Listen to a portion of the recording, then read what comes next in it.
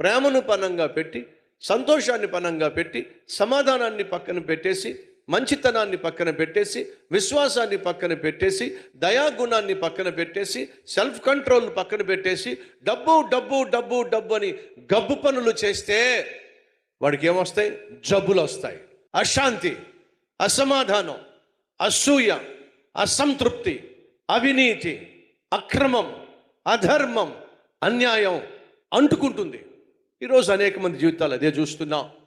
దేవుని సన్నిధికి వస్తున్నప్పుడు నువ్వు దేన్ని కోరుకోవాలంటే, ప్రభువా నేను నీలాగా జీవించే జీవితం నాకు దయచేయ, నీలాగా ప్రేమించగలిగిన జీవితం నాకు దయచేయి, నీలా క్షమించగలిగిన జీవితం నాకు దయచేయి, నువ్వు అనుగ్రహించగలిగిన ప్రేమ, సంతోషము, సమాధానము, దయాళుత్వము, మంచితనము, విశ్వాసము, సాత్వికత్వము, దీనత్వము, తగ్గింపు తత్వము నాకు దయచే ప్రభువా.